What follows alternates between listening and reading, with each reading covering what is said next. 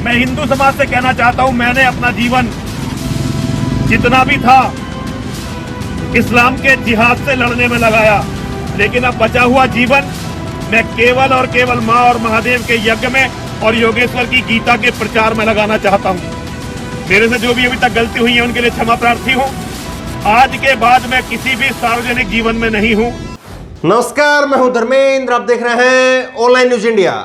एक कहावत कही जाती है, 100 चूहे खा करके बिल्ली हज को चली। और कुछ ऐसी हालत जो है वो यति नरसिंहानंद सरस्वती की हो गई है। कितना प्यारा नाम है, यति नरसिंहानंद सरस्वती। लेकिन इस आदमी के ट्रैक रिकॉर्ड आप निकालिए, ऐसे ही काम रहे इसके। लगातार मुसलमानों को लेकर के अनाप शनाप बातें कहना। एक वीडियो वायरल हुई थी जिसमें एक छोटा बच्चा पानी पीने के लिए डासना के मंदिर में, इसके मंदिर में चला गया था और उसके साथ में किस तरह की मार पिटाई हुई। ऐसे ना जाने कितनी इसके साथ में घटनाएं हैं। लगातार मां बहन के बारे में, यहां तक कि स्मृति ईरानी और मोदी तक के बारे में जो है वो ऐसी बातें बोली कि बीजेपी के नेता उनको बोल नहीं सकते हैं। अब यति नरसिंहानंद की एक वीडियो सामने आई है। यति नरसिंहानंद माफी मांग रहे हैं। करीब 1.5 मिनट की वीडियो में आपको दिखाऊंगा। माफी मांग रहे हैं और एक तरह से जो है वो ये कहें कि अगर वो गिड़गिड़ा रहे हैं तो शायद गलत नहीं होगा। वो कह रहे हैं कि मैंने अभी तक अपने जीवन में जितनी भी गलतियां की है, हालांकि उनका जीवन जो है एक साधु का जीवन वो अपने आप को कहते हैं, लेकिन वो शायद कहीं से नजर नहीं आता है। उनका जीवन जो अभी मौजूदा समय उनका देखें, उनका अभी पिछला ट्रैक रिकॉर्ड निकाल करके देखें तो उनका जीवन खुद गलतियों का पुतला दिखता है।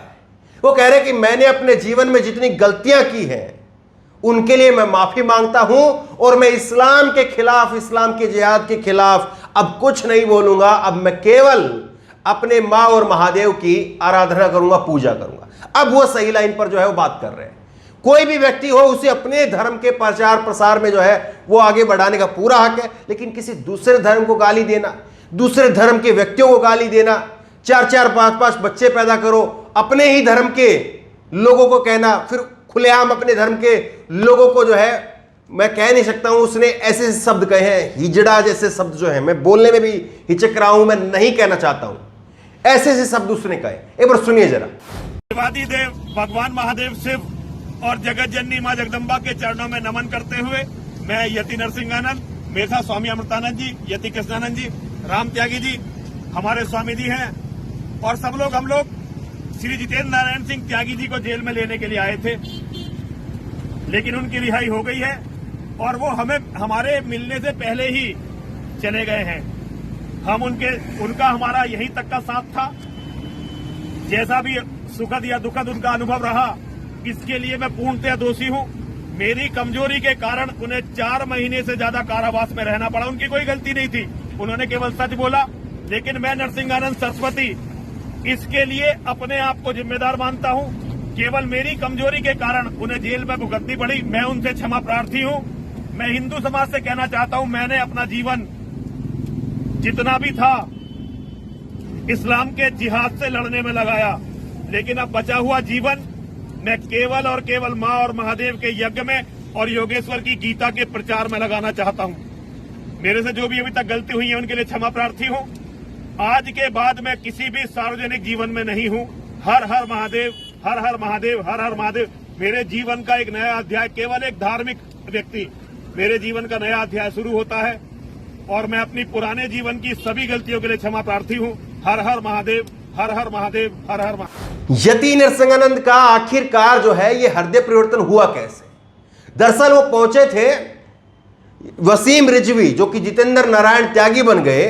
वो जितेंद्र नारायण त्यागी को लेने के लिए 4 महीने से वो बंद थे, 4.5 महीने से, और फिर जाकर के जो है उनकी जमानत हुई। अब जमानत पर जितेंद्र नारायण त्यागी, वसीम रिजवी जो है वो पतली गली से निकल गए, इनसे मिले तक नहीं। लेकिन वह ये जो है इतना मामला दिखता नहीं इतना आसान कि ये यति नरसिंहानंद जो है वो केवल इस बात भर के लिए वो पीछे हट जाए और इस बात भर के लिए वो कह दें कि यहां पर जो है वो जितेंद्र नारायण त्यागी मुझसे नहीं मिले, इसीलिए मैं इस्लाम के खिलाफ बोलना छोड़ रहा हूं। मामला कुछ और है, और मामला जो है इसके खिलाफ कई सारी अदालतों में केस चल रहे हैं, और कई सारी अदालतों में जो केस चल रहे हैं, कई FIR इसके ऊपर दर्ज है। तो अब मामला यह आ गया है कि इसके ऊपर गिरफ्तारी की और भयंकर तरीके से जो पता चल रहा है वो पता यह चल रहा है कि इससे हाथ खींच लिए सबने पीछे अपने, इससे सबने अपने हाथ पीछे खींच लिए। स्मृति ईरानी के बारे में और जिस तरह से इसने नरेंद्र मोदी के बारे में बोला, बीजेपी की महिला नेताओं के बारे में इसने कहा, वो वीडियो हम आपको कई बार सुना चुके हैं, फिर नहीं सुनाना चाह रहे हैं क्योंकि इतनी घटिया भाषा बार बार किसी भी महिला के बारे में उस पर बात नहीं होनी चाहिए। जबरदस्त तरीके से घटिया निचले स्तर की बात इसने की। इसने कहा था कि वो ऐसे ही जो है वो ऊपर नहीं जाती हैं, कई सारे रास्ते, आप समझिए बात को। ऐसी बातें उसने स्मृति ईरानी के बारे में की, ऐसी बातें उसने नरेंद्र मोदी के बारे में की, भाजपा की तमाम महिला नेताओं के बारे में की, और उसके बाद में बीजेपी के नेताओं के मुंह में दही जमा रहा।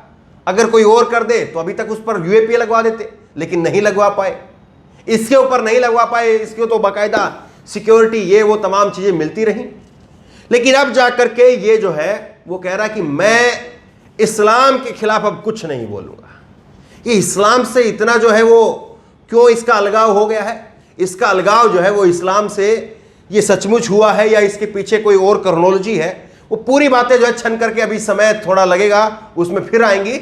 लेकिन जो जानकारी सामने आ रही है वो यही है कि इसके ऊपर भयंकर जो है वो एफआईआर हो रखी है और अब गिरफ्तारी के दोबारा से तलवार लटक रही है, और अंदर खाने बीजेपी आरएसएस के नेताओं ने इससे अपने हाथ पीछे खींच लिए, और इसीलिए जो है ये अब अपना ट्रैक रिकॉर्ड बदल रहा है ताकि किसी भी तरह से अब आजादी रह सके। एक बार जरा फिर से सुनिए थोड़ा सा ये अंशभाग, किस तरह से जो है ये अपने आप को डिफेंड करते हुए कह रहा है कि मैं अब केवल और केवल महादेव की पूजा करूंगा, और अभी तक मैंने इस्लाम के बारे में जो चीजें बोली, जो बातें बोली हैं, वो मैं फिर नहीं बोलूंगा।